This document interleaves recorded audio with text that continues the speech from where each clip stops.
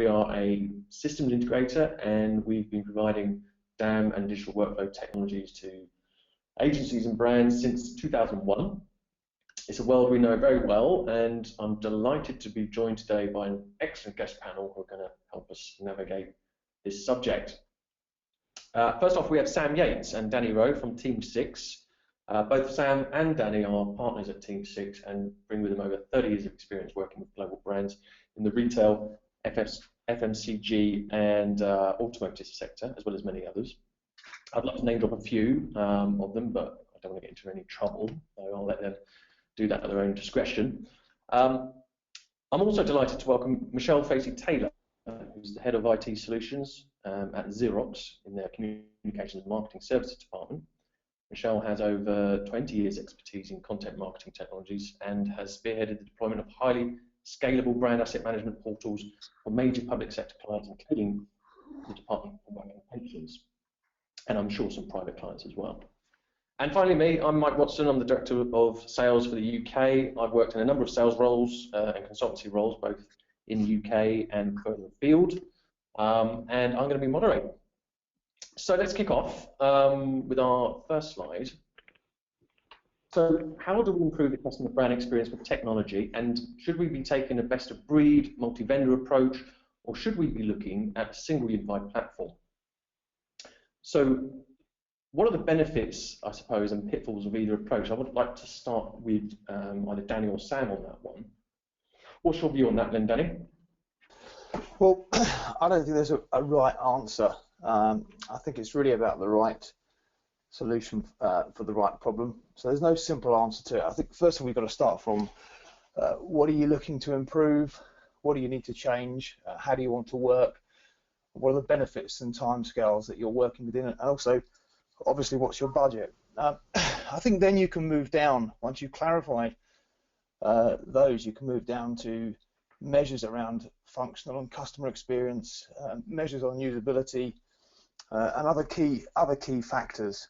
And then you can come to some decisions and some sort of forward thinking around whether you want an integrated platform and the benefits and drawbacks that brings, or you want a best of breed platform.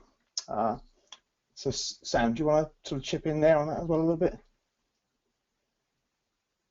Yeah, so I suppose the point that you would want to advise is not to fall into the trap of just selecting technology because it's available within your organisation. So if you had an enterprise arrangement for one type of solution, a CRM platform or a CMS platform that seem to offer some extended functionality in other areas such as digital asset management or marketing workflow, it would probably be a poor decision in my mind just to begin rolling that out because it's available. There's a lot of technology out there.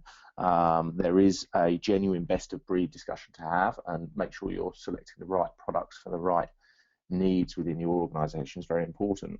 And that goes into what Danny said in terms of really going through and establishing what the needs are, making sure they're aligned to your business objectives, and making sure you can deliver return on investment on the technology choices that you make. Is there any, Sam, are there any measurable benefits though of actually one approach over another, and in terms of the actual customer experience itself? I mean, for example, if I'm purchasing something on my web-optimized website, and I'm getting the same experience on the normal website, is that measurable? Is that coming from a unified system, or is it a multi-channel approach? Yeah, I think in terms of making a choice around best of breed or an end-to-end solution or a different type of a vendor solution, there are definitely some drivers that would lead you towards making one choice or another. Things like the risk profile within your organisation, the budget that you've got to spend. In terms of measuring customer experience, I'm actually going to, Dan, do you mind if I invite you to talk? You had some good research on how to measure customer experience. Yeah, and also I just touch back on that previous point there, Mike, as well. I think you've got to come down to the fact that whether you're doing a point solution, a specific need, so you talked about the e-commerce channel and trying to make an improvement there, or whether you're doing a more holistic marketing transformational program, and those can also lend into the type of approach you're going to take. And then also, you may, even within those contexts, take a more iterative and agile approach. I think the important point is to also understand your organisational appetite and the skill sets in the organisation, both business skills and technology skills, as to whether you are at the maturity level to embrace either type of approach, because some organisations just simply can't embrace a unified platform. But avoiding things like monolithic unified platforms where they're multi-years old and made up of largely acquisition-based products or offerings, those can be pitfalls, and so on. So back onto the customer experience point that Sam raised, and there are a number of well-known measurement frameworks, some of which we can touch upon a little bit later.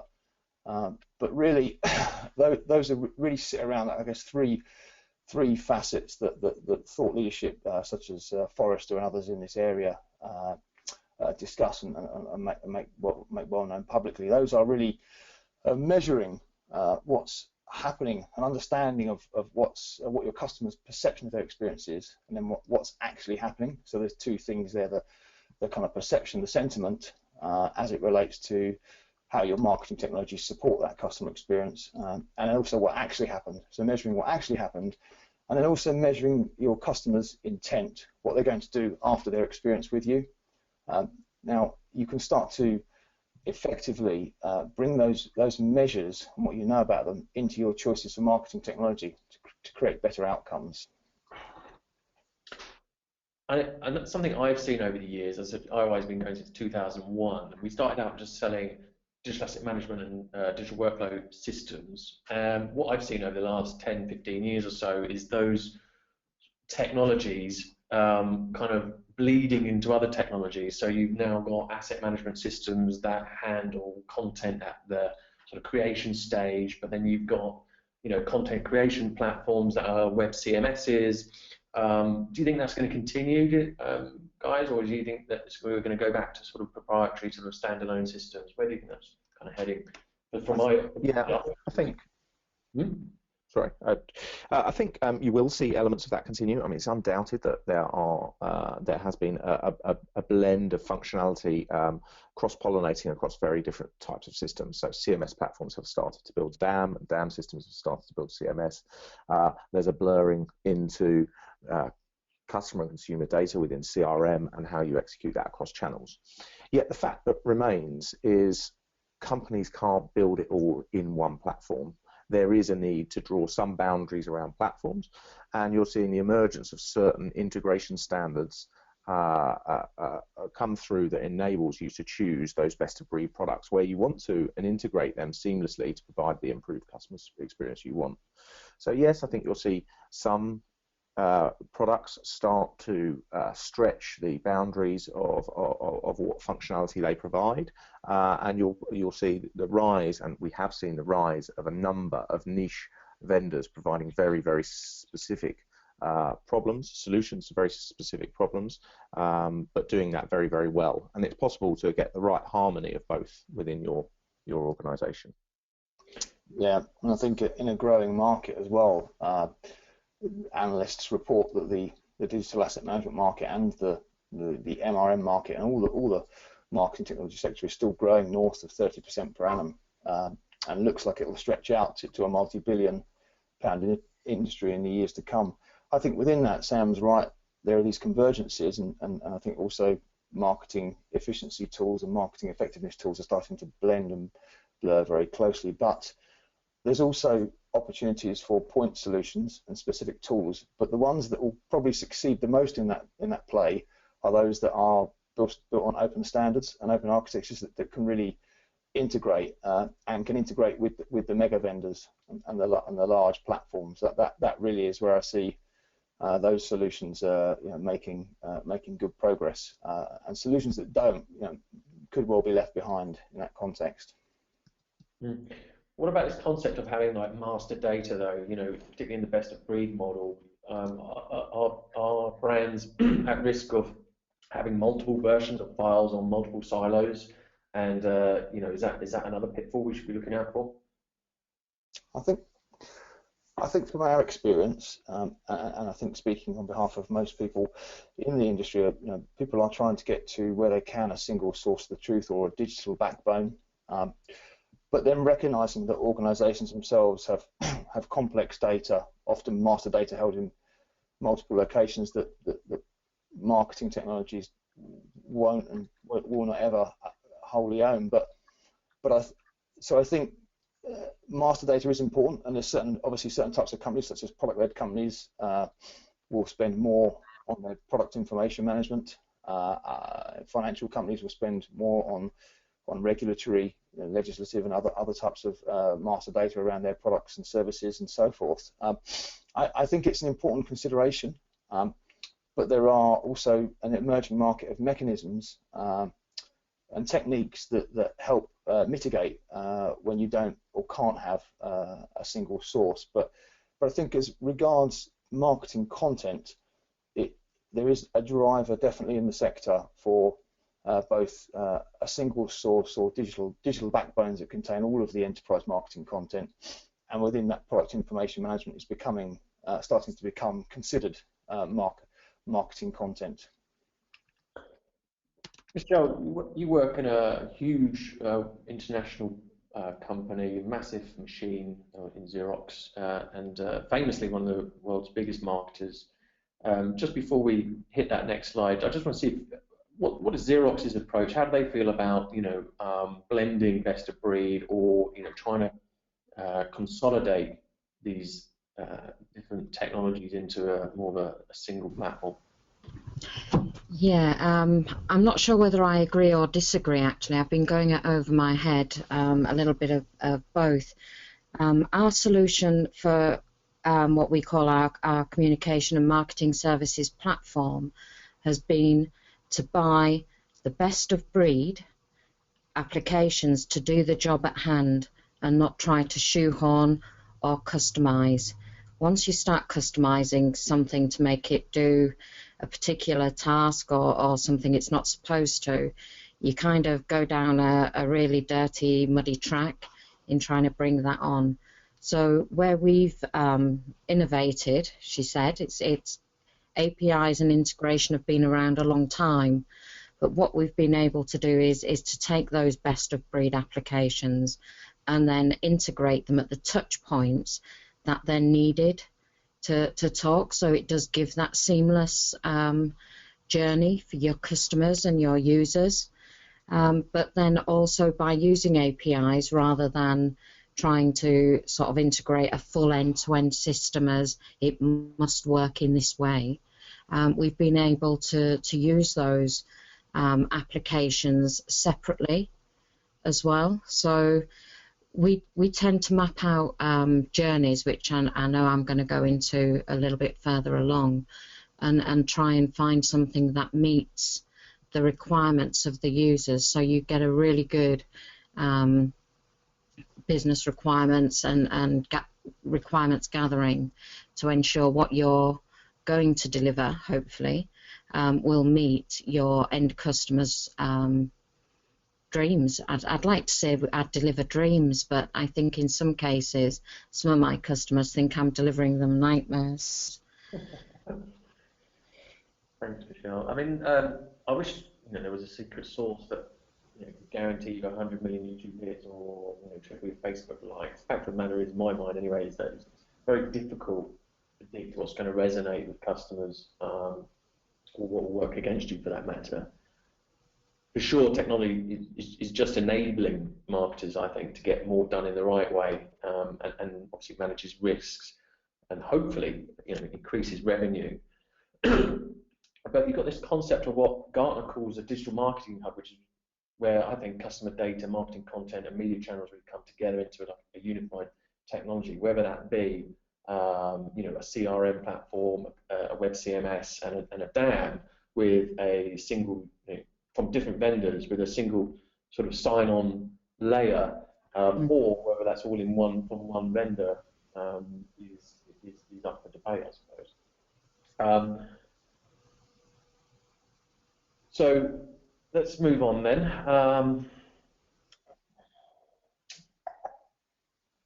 The other thing I'd just like to mention is that when we're looking at software systems, I think there's a figure somewhere that only 10% of the functionality is ever used as well. So I think when you're looking at purchasing a new marketing technology, whatever it might be, is to really prioritize what are the needs and have your sort of walk-away point of what I absolutely must have in a system.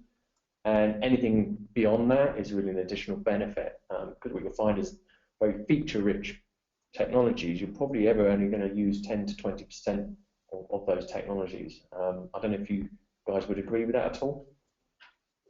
Yeah, I mean, I was just going to add in there on the content marketing hub environment there, Mike. I think one of the challenges facing a lot of companies, I mean, as you touched on technology being an enabler, you've got the context that many companies have historically acquired or purchased a number of what they perceive to be competing best of breeds at points in time. So it isn't really even, for many customers, it's not even a case of the decisions might not be, are they ready for a best of breed or a unified platform? They might have multiple best of breeds acquired historically. So some of their first challenges are understanding what does the world look like if I went with best of breed with one digital asset management solution, for example, and one CRM solution and one MRM platform.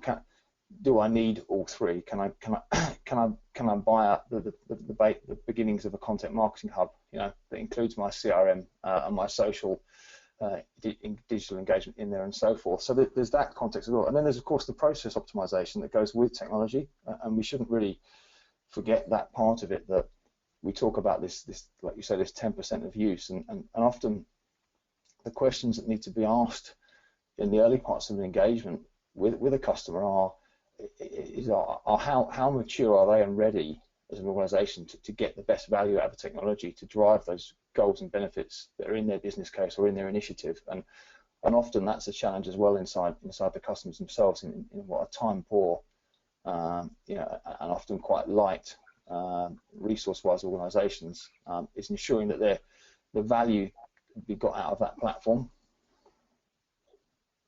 I mean, traditionally our customers have been like agencies and publishers, and another trend that we've noticed over the last, I suppose, 5 years is more of our customer profile shifted slightly. It's not something we've necessarily pushed, but I think it's brands have started coming to us directly and looking at acquiring this kind of technology, which has usually been in the domain of the agency or the service provider, and now the brands are I think adopting this technology, in my view, is that they're adopting it to get closer to their customers and be more agile. I don't know if that's something you guys have seen at all, or is that a driver that you reckon? Yeah, I think that is. I mean, I think there's definitely been a shift probably over the last 5 years where brands have taken much greater control over all of the IP that they generate. That is embodying itself now in what we're calling a content marketing hub.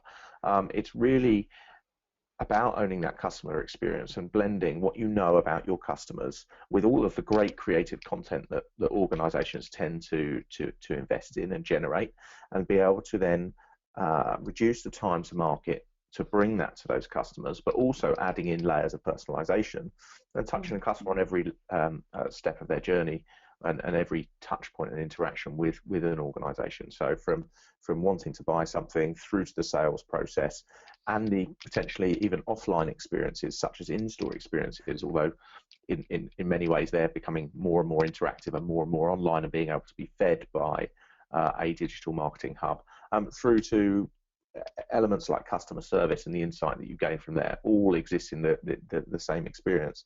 And what we're really talking about in terms of creating this hub is, Dan used the term digital backbone, but a backbone that enables you to blend those different systems that you've got, from your customer relationship management software through to your content stores and your marketing operational technologies that handle your campaign management, your approval workflows, through to your delivery and executional channels such as your CMS platforms to feed web, your social media platforms, your print and in-store campaigns, or broadcast and online delivery as well. So, I mean, these brands, have you got any practical examples? I don't know if you're allowed to name names, but maybe some evidence of where customers or brands are adopting these kind of technologies to ensure that they delight their customers throughout the buying process or through the post-sales process? Is there anything that you could, any nuggets you can give us of why or for how some of those customers are doing that? I think one of the, Dan and I have both spent some time working with a global soft drinks manufacturer. They're embarking on one of the largest projects I've really ever seen in this space at the moment. They invest a huge amount globally in generating content, yet they see very, very small amounts of that content reused. They're also they don't sell directly, but they know a lot about their customers. So they're beginning to embark on a journey that will see them not only connect different regions and different organizations with a greater ability to reuse content, which will deliver huge savings on its own, but also combine that with the insight and knowledge that they have around those customers to deliver personalized messages to each of their consumers. Okay, thank you, Sam. I think we'll move on now to look at Xerox in a bit more detail. So yeah, Michelle, tell us about your experience with this, and if you wouldn't mind just sharing some of your insights. Yes. So I joined Xerox 8 years ago at the start of a contract for a large government agency, and I think Mike's already mentioned it. It's quite a well-publicised case study for the Department for Work and Pensions. So partway through that contract, we discovered that, or they asked us to help with a way of managing their brand assets, but also their brand guidelines. So at this point, their brand guidelines was just a PDF document. It was huge, and who's going to look through that to find out how to use a particular asset? So it was quite a large RFI, first of all, to have a look at, and we were told there was a number of digital repositories which turned out to be shared files, CDs, storage devices around the piece. And so again, multiple issues, there were potentially out of date things. So what we did is we sat down a wide range of users, from people with no knowledge of brand management all the way up to designers, web designers, and being able to create something, that user journey, that would satisfy each and every one. So we went around and had a look. We first of all had a look at what we had within Xerox to see if there was anything there that could meet those requirements, and there wasn't really anything that did all the right touch points. So we went out and we discovered Zynet as a brand asset management tool, and with our designers inside, we were able to build this tool and put a lot of the brand guidelines on the front. So it sounds quite simple. There wasn't that many assets to begin with. There was around 3,500. The difference was in 2 days we had 8,000 users register. So that was quite a large, well, actually it was a shock, let's put it that way. So we did look for this technology. We did want it to be best of breed. We knew we were delivering this to be highly configurable, so not customizable. We wanted it to be able to be scalable, and in the long term to be able to integrate with other applications that we were using. So again, at the time when we first went live, this was something that we were kind of scratching. So we were building and expanding as we went along, and also keeping very close ties with our user base, because at this point there was just that one user. So we now have been able to develop this, and again, I believe Danny and Sam have alluded to the user must be able to feel like it's all seamless and that they're able to create and get what they want very quickly. So the kind of applications that we've got and that we integrate with now are things like Teradata and XMPie. So XMPie to be able to give that kind of the personalisation, but utilising the assets that are already stored. So the single source of truth, repurposing those assets, being able to optimise them for use in different areas. We also needed a solution that was translatable, because although the department is based in the UK, they have a number of languages, one of which is Welsh, which needs to be supported. But we're now delivering all of our applications in Polish, Italian, French, German, Spanish, Portuguese. The list does go on, and it is getting bigger. So by having one platform that we're able to do this, and I say platform because that's what we call it. It is actually a number of applications underneath there that are integrated at the right touch points. So all of those kind of things make it the user experience a lot better. Now, for DWP, in the first year, we saved them over £30,000, and that's in people costs around the number that was taken to answer brand queries. The way that the system is set up, where the brand guidelines are available, you know, this cut down on the number of queries. So be aware of what it is you're trying to fix. So this wasn't just about us building asset repository for people to use and get. This was around making the whole experience work. You know, people do have questions. Not everybody is a designer. Not everybody has artworking experience. They just want to get and use what they want to get and use. Make it easy for them to find. Make it easy to search. So the way our platform is built, we do have a lot of other tools, and I'm going through an audit at the moment, and I've found a few thousand more, and I kid you not. But pick and choose your Lego blocks. I like to think of a platform as Lego blocks. Now you can have those built as tight or as loose as you'd like. So I don't know if people remember the big green bases that you used to get that you could put your Lego blocks on. So that would almost be like your PIM. Have that in there. Have one single source of truth. Data, master data is very important. So where is that master data kept? You keep that data in the place where it is supposed to be. So if it's around specifications, around artworking, you keep that within your digital asset management system or your content management system, depending on which one's the master and slave. And if it's financial information or ordering information, keep that in another repository or another application. Don't try to shoehorn all your data into one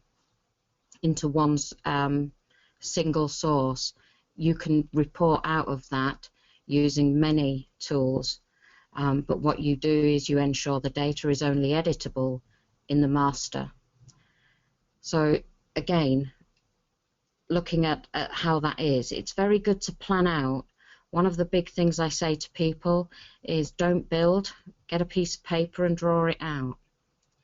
So to summarize, I'd say it's better to buy a single best of breed and then integrate your systems as they need to speak to each other. But look always inwards, see what you've got. One of the big points somebody's mentioned is there's lots of tools that we're only using about 10% of. Is there a tool within your organization you're only using 10% of that maybe does have that functionality that you don't know? Go for the tools that you don't have to customize, because you don't want to be in the software development business. People on this call that are talking about brand, your content managers. You don't want to be having to find out where the latest developments are. and then keeping a team of developers doing that. And the biggest and most important is governance, because whilst we do want to be agile and we want to be able to deliver things quickly and accurately, the governance is extremely important. So users, technology, processes all must seamlessly work together. You know, you work together on those requirements, the roles, responsibilities, use cases, architecture, all the workflows and the processes. So keep those as close as you do your technology. I think it's been mentioned a few times on this call. Technology is an enabler. The whole thing that you're delivering, this whole service, there's peoples and processes around there as well. So you change control. We do live in a world that is changing rapidly, and for the marketing and the brand and all of those control things that people are wanting to do, they want the next best thing. Always review it, base it on the business need, cost it out, get your return on investment, and plan when it's tangible to put that in. And the last and final part is user acceptance testing. Engage your users. We did it. We've learned. If we engage our users so they are part of the process and they're part of how we deliver, then you get a greater buy-in and you get greater usability of the systems. Thank you, Michelle. I think that's a really useful insight, actually, in terms of how people go out planning, implementing, and maintaining these systems in order to deliver a better customer experience. Michelle, how do you think DWP's customers? Do you think there's a tangible benefit that their customers have had from, you know, taking your approach? Well, if we take the customers that we have, which are the internal DWP employees, so civil servants. So the citizen itself doesn't interact with the system. These are all employers, and so these are internal, external. You know, we host quite a lot of video. If you've all just jumped into a pension as part of the auto enrollment thing that's just gone, the campaign that's just gone on, we host all that as well. So lots of people come in. From that, we get told it's very intuitive. It helps because they can get what they want first time. And from the people who are at the chalk face, i.e. those that are working in local offices across many of the DWP's brands, the number of downloads we get from those particular people has increased because they know where to come. They know, and I'm talking about what we would all think probably are smaller things like a letterhead or a PowerPoint presentation template, things like that, where each local, if you can imagine, each local region or office, it was almost like a cottage industry. So they were all being created. They weren't very much on brand. So, and the logos were at risk, I think's one of the good phrases. So making it usable, keeping them engaged. So we're 4 years in now, 5 years into the using one of the brands, one of the brand asset management systems with DWP, and we still have over 13,000 users regularly accessing that platform. They liked it so much, they bought another one for a different part, so which is a lot more secure, but they wanted that separate.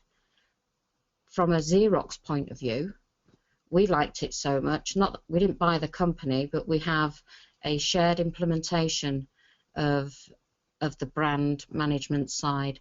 So this is used across very large sort of global organizations, because it doesn't matter where you are in the world, you're accessing the same thing.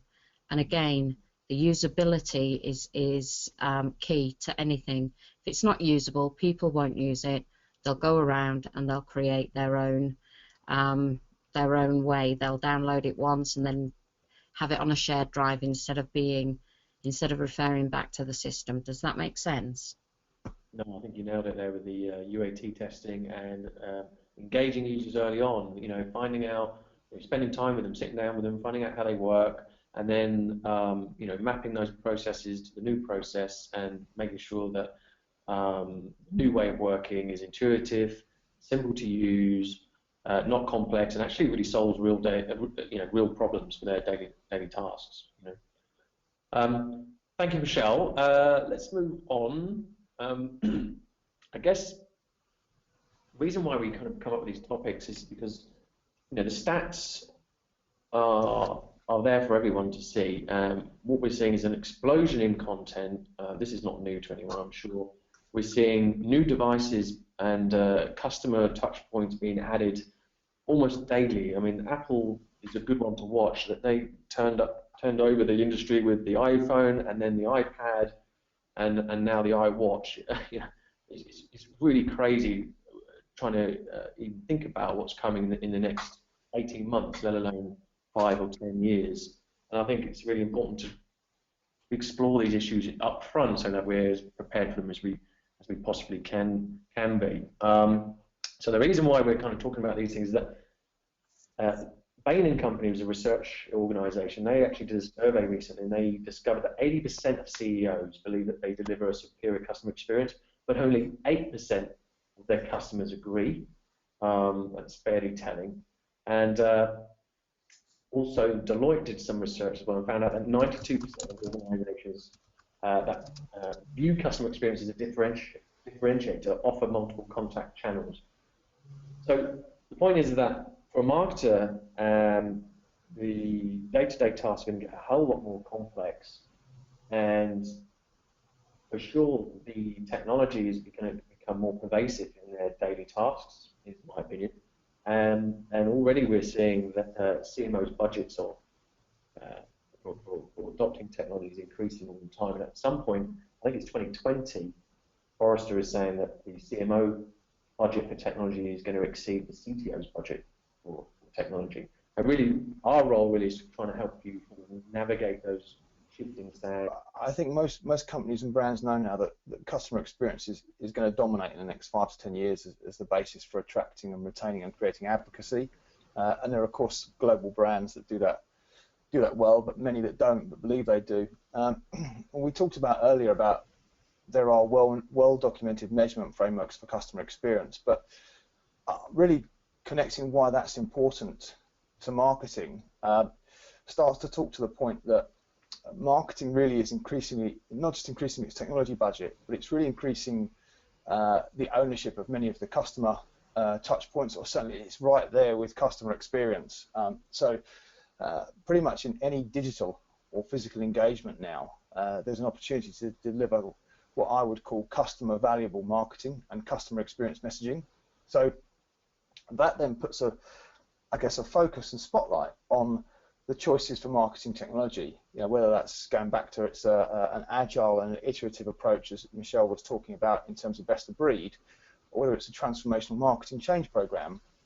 Those people who are bringing those kind of changes into their organisations are starting to need to consider, do we have the right goals at the outset to support any customer experience improvements, and if not, why not? Are our drivers higher quality, not just speed and efficiency? And then things like, how do we take unstructured customer and consumer sentiment from social media channels and customer feedback channels, kind of analyse it, and then play that back or produce very quickly and easily high quality and high value marketing off the back of it. And there's a lot of companies, Sam was touching on them earlier, that are also starting to connect with their B2B customers. So many large organisations that don't sell direct to consumer, but are now looking to improve the customer experience through their channels to market, are starting to look at their marketing technologies. So if Walmart or Tesco's happens to be one of my routes to market, how does my marketing technology, my single source, my digital backbone, better support them in helping me do that, as well as my brand advertising and my brand marketing engagement? But what about in the stores, in the shops? How do I support that? So it really does start to put a spotlight in the marketing technology sort of acquisition and implementation phases, and the choices you make, and how you support that customer experience. And Jill talked about the usability, and I really think the word consumerization comes to mind. That I think people more and more now in business are expecting a consumerized experience, and not really a B2B experience. So implementing technologies that allow you to deliver an immersive, rich, and usable experience are really the sort of way forward, and ones that are configurable. But user experience is a real key driver, and making sure it is so simple to consume by users, and that can also be brought into the kind of RFP and the kind of procurement process as well. It is possible to measure these things. So that's really what I wanted to touch upon there. You mentioned the RFP there, Danny, and is there a chance that some companies are trying to drink from a fire hose, tackling this problem? You spoke to me. I've heard you talk about a minimum viable product before. Is that like a strategy where you can actually avoid trying to drink from that fire hose and actually trying to solve the most pressing problems first? Absolutely, absolutely. I mean, the process, sort of the maturity that one should really approach these things with is actually around a relentless focus on the MVP, or what actually is the problem. All too often in technology programs, people do get excited. They weigh up hundreds or even thousands of requirements, which really beset a program to make it very difficult to deliver value quickly. So the best thing to do is to always look for how can you get something that solves the problem quickly and most efficiently. However, within that context, you look to the technologies and the partners as to whether they are going to be with you for the long run. I mean, very rarely does any customer that I've ever worked with, and Sam, I speak for Sam on this as well, does any customer go into a technology program, even a small one, on the basis of a 6 or 12-month engagement? They're typically thinking about this as a longer term solution. Most do. So really, it's about starting off in an agile and iterative sense with solving the right problems, but knowing that you can probably grow with that partner. So you can bring those kind of measurements into the RFP process, Mike. You can bring in measurements on the culture of the company you're looking at, their history, where are they going, how does the usability of their solution stack up, what's their strategy and roadmap, and all these types of things are straightforward to bring in, and then you can take a view as to whether not only can that technology and provider give you the solution you need now, but are they going to give you the same quality and value in 2 or 3 or 4 or 5 years' time? So I know there's a lot of people on the webinar today who are already kicking off this process. They recognise that there's a problem, or that there is going to be a problem, and they need to make sense of the content that they have existing, and they need to look further down the road as what's coming up and how to improve the overall customer experience. But for those who are at that stage, how do they get started? Sam, what would you say would be stage one? Is it identifying your requirements? Is it interviewing the users, or is it more of a business case? How would you kick it off? Yeah, so I'll just take a step back a little bit as I go to answer this question. I mean, when sort of 10 years ago, we used to see a lot of these sorts of projects, or a lot of the capabilities weren't even around then, but implementing technology in this area was all about putting equipment on site, building an instance, getting access within organizations' infrastructure, buying kit, building it, loading technology on it, going through testing. I mean, it was very, very IT heavy. Now, much of what we're talking about is available in much more of an on-demand subscription base that makes it very, very accessible. And so far, so going back to what Michelle's been saying, what Mike and Dan have been saying, that it's not necessarily even an IT project, even going to some extent to the integration level. There's obviously some very technical aspects of these projects, but they can largely be pushed towards a supplier.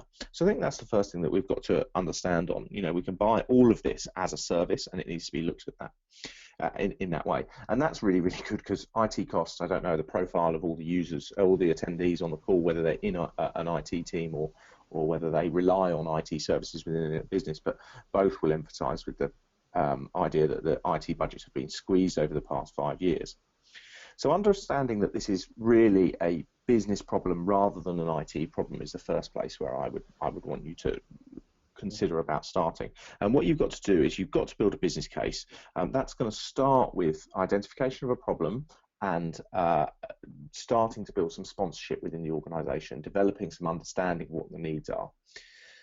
Central to all of that will be return on investment. So, you know, where are you going to get your money back? Is that going to be in customer engagement? Is it going to be in reuse of content? Is it going to be in terms of operational efficiencies? You can identify possibly across all three of those areas, and then you'll start to get heard within the organisation. There's a number of things available to you in terms of content. You know, we run these webinars as a free source of content. There's a lot of information out there on the web that you can start to get background. But you can also leverage and use suppliers. I think what you'll find is vendors that provide these solutions are very happy to be involved very early upstream, and it could be quite easy to engage with some vendors that will help you not only implement a technology, but establish the requirements to take you through that change management process as you establish what your needs are. I think throughout all of that, the final thing I'd say, Dan and Mike and Michelle have all talked about a level of maturity that you might be at, and that might be with regards to operating IT and marketing change projects. It might be in relation to the actual technology footprint you've got available to yourself. You might be a new and fast-growing organisation that has very little by way of processes and technologies. You may be a large and established organisation that's grown via acquisition and has lots of disparate and fragmented pieces of technology, and you may be somewhere in the middle. I think it's really important to understand exactly where you are, because part of the validation, the business case, might be that you uncover some technologies that are working perfectly well within your organisation, but not meeting your overall needs. And it would be very easy to spend or waste a significant amount of money trying to tackle everything at once, which is coming back very much to what Danny was saying in the previous answer. Thanks, Sam. I think there's some really good practical advice in there. We've got 10 minutes left. We're going to try and finish at the top of the hour. So let's turn it over to you guys. Let's hear from you. Whatever questions you've got for the panel, post it in the question pane and we will try and answer them. So Jill, have we had any questions over the last 15 minutes or so? Yeah, we have had several questions. The first one was, which technologies are going to be most critical for that personalized customer experience everyone's talking about? Good one. I think Michelle mentioned XMPie earlier, which has been around some time, and there's obviously a variable printing technology. Michelle, how are you guys using XMPie? Does that mean if I get a form from the post, it's got my name already filled out or something? How does that work? Yeah, I think originally when XMPie was created, it was almost like, as you just described, a web-to-print solution. We use it now for multimedia campaigns. In fact, I now need to use the word omnimedia. Apparently that's a new buzzword. So XMPie is a whole tool suite. So we deliver emails, personalised URLs. We also deliver mail, but SMS text messaging, it interacts with the social media.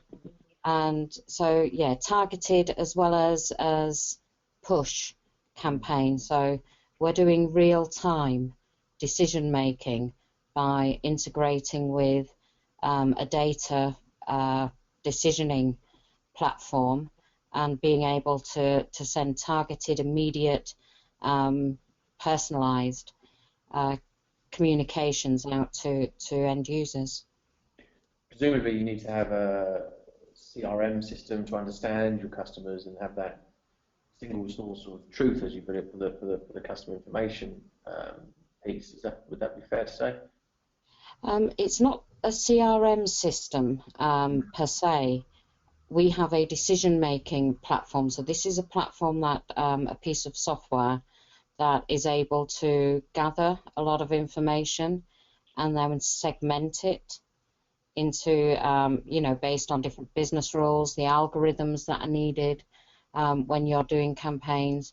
And then based on that, you can target your assets, so your image as well as text, all of those kind of things out.